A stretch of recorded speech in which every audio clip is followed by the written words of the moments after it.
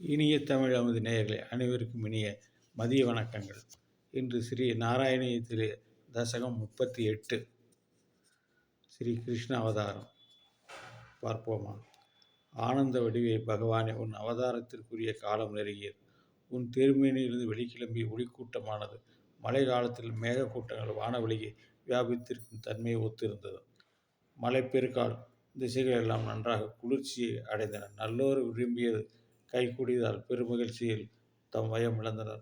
அப்பொழுது நள்ளிரவில் சந்திரன் உதயமாகும் வேளையில் 3 உலகங்களும் துன்பங்களை அழிவிப்பனாகிய நீ இவ்வுலகில் தோன்றினாய்.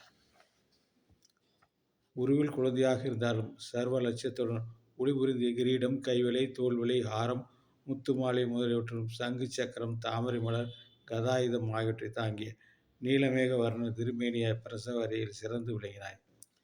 ஹே வாசுதேவா, தங்கள் மார்பில் சமமாக வீற்றிருக்கும் அழகான லட்சுமியின் சற்றே மலர்ந்த கடைக்கன் பார்வையின் வீச்சுக்களால் அந்த பிரசவ அறையில் கொடிவனான கம்சனால் ஏற்படுத்தப்பட்டிருந்த சௌந்தரமின்மை போக்குவன் போல நீ மங்களகரமாக காட்சியளித்தாய். அறிஞர்கள் முனிவர்களின் அறிவுக்கும் எட்டாம் மிக தொலைவில் இருக்கும் திருமேனி வாசுதேவன் தன் 2 கைகளாலும் கண்டான். அப்பொழுது கண்களில் ஆனந்த கண்ணீர் பெருகி சிலிர்ப்பு உண்டானது. தொண்டை தழுதழுத்தது. அவ்வாறு வாசுதேவன் மனம் கனிந்தவனாய் கண்களுக்கு மலர்த்தேன் போன்று காட்சியளித்து உன்னை துதித்தான். அவன் தேவனே, புருஷோத்தமனே, துன்பச் செடிகளை சோதிப்பவனே, அனைவரையும் அடக்கி ஆள்பவனே, உனது கலைகளால் பிரகாசிப்பவனே, உன் அருள் நிறைந்த கடைக்கன் பார்வைகளால் எங்கள் துன்பங்கள் நீக்க வேண்டும் மகிழ்ச்சியோடு நின்ற நேரம் துதித்தான். உன் தாய் தேவகி தன் கொடி போன்ற உடல்களை நனையும்படி ஆனந்த கண்ணீர் பெருக உன் குணங்களை தோத்திரத்தால் புகழ்ந்து துதித்தாள். நீ அவ்விருவரும் முன்பெடுத்த 2 பிறவிகளையும் பற்றி அறிவித்தாய்.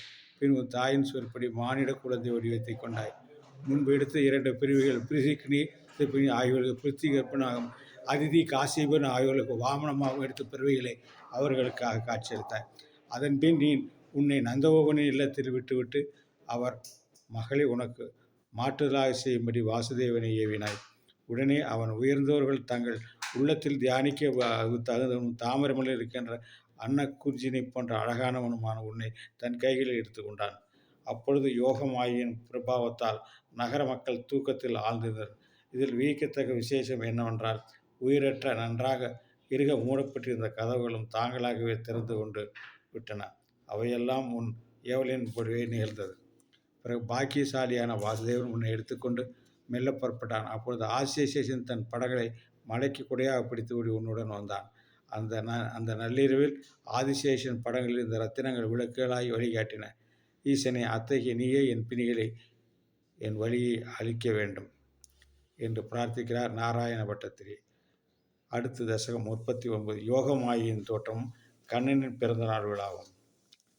யதுகுலத்தில் பிறந்த வாசுதேவன் உன்னை எடுத்துக்கொண்டு சென்ற பொழுது வழியில் யமுனை ஆற்றில் வானளாக பொங்கிய நீரின் வெள்ளத்தை கண்டான். ஆனால் அந்த வெள்ளம் இந்திரஜாலத்தால் தோன்றிய வெள்ளம் போல் ஒரு நொடியிலே கணுக்காலின் அளவையாயிற்று. என்னை விந்தேன். நந்தகோபனின் இல்லத்தில் யசோதை உள்பட அனைவரும் உறங்கிக் கொண்டிருந்தார்கள். பிறந்த குழந்தை, பெண் குழந்தை மெல்ல அழுது கொண்டிருந்தது. கதவுகள் திறக்கப்பட்டிருந்தன. அந்த இல்லத்திற்கு வாசுதேவன் சென்று உன்னை பிறப்பறையில் இருந்த படுக்கையில் படுக்க வைத்தான். அந்த இடத்திலிருந்து மாய பெண் குழந்தையை எடுத்துக்கொண்டு மிகவும் விரைவாக தன் இருப்பிடத்திற்கு வந்து சென்றார். பிறகு வேலையாட்கள் உன் தங்கையின் அழுகையினால் உறக்கம் கலந்து எழுந்தார்கள். விரைவாக ஓடி குழந்தை பிறந்துள்ள செய்தியை கம்சனுக்கு தெரிவித்தார்கள். அச்செய்தியால் வருந்திய கம்சன் தலைவரி கோலமாக விரைந்து ஓடி வந்தான்.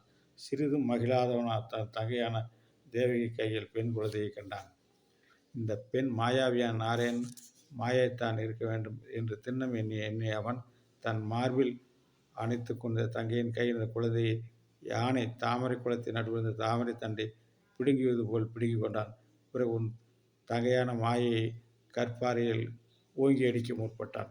அப்பொழுது அந்த மாயை உன்னை பூஜிக்கும் பக்தன் எப்படி யமுனின் பாசத்திலிருந்து விரைவாக விடுபடுவான், அப்படி கம்சன் கையிலிருந்து விடுபட்டார். உடனே வேறு ஒரு உருவத்தை கொண்டு கீழே நிலத்திற்கு வராமல் 8 கைகளிலும் விளங்கிய ஆயுதங்களோடு ஆகாயத்தை அடைந்து விழிக்கத்தக்க நிலையில் திகழ்ந்தார். இப்போது உன் தங்கை அந்த கம்சனை நோக்கி, பெரும் கொடிய கம்சனே, என்னை சிதறை அடித்துக் கொள்வதால் உனக்கு ஒரு பயனும் இல்லை. உன்னை கொள்பவன் வேறு இடத்தில் பிறந்துள்ளான். உன் நன்மையை தேடிக்கொள் என்று கூறி உன் சகோதரியா யோகமாயா பின் தேவர்கள் துதிக்க அவ்விடத்திற்கு சென்று மண்ணுலகில் கோயில் கொண்டு விளங்கும்போதாக மறைந்து விட்டார். மறுநாள் காலையில் கம்சன் மாயக் கூறியவற்றை செருக்குமிக்க பிரலம்பன், பூதனை முதலிய அசுரர்களை கூற, அந்த அசுரர்கள் உன்னை கொல்லும் எண்ணத்தால் மற்ற புதிதாக பிறந்த குழந்தைகளை எல்லாம் கொன்று அச்சமில்லாத உலகில் திரிந்தார்கள். மனதில் இரக்கம் இல்லாதவர்கள் அந்த அசுரர்கள் எந்த விதமான தீய செயல்தான் ஈடுபட மாட்டார்கள். முகுந்தனை பிறகு நந்தகோபன் இல்லத்தில் நந்தனின் மனைவி ஆன யசோதையின் பிரசவ படிக்கையில் சயனித்தவாறு கால்களை சிறிது அசைத்து அழுது கொண்டிருந்தாய். அப்பொழுது பெண்கள் உறக்கத்தை விட்டு எழுந்து மகன் பிறந்த செய்தியை நகரமெங்கும் அறியச் செய்தார்கள். நான் எப்படி சொல்வேன்? கோகுலம் முழுவதும் மகிழ்ச்சி வெள்ளத்தில் கிடந்தது. யசோதை தன் புதிய காயா மலர் போல் மனதை கவர்ந்த உன்னை அருகில் முதன்முறையாக கண்களால் கண்டு கழித்து தன் மார்பங்களில் ஊற்றெடுத்த பாலை பருகச் செய்தாள். மகிழ்ச்சியோடு பஞ்சு போன்ற அழகிய உடலை தொட்டு பார்த்தாள். உலகில் புண்ணியம் செய்தவர்கள் அனைவரையும் அவள் வென்றுவிட்டாள் இல்லையா? அவள் செய்த பாக்கியம்தான் என்ன? அப்பொழுது நந்தகோபனும் மகிழ்ச்சியோடு மூழ்கி உன் நலத்தின் பொருட்டு அந்தனுக்கு எல்லா விதமான தானங்களையும் கொடுத்தார்.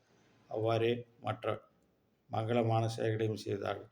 3 உலகங்களுக்கு நன்மை செய்பவனே, நீயே எனக்கு பிணியிலிருந்து விடுதலை செய்ய வேண்டும் நாராயண பட்டத்திரி வேண்டுகிறார் நாராயண பிரபுவிடம்.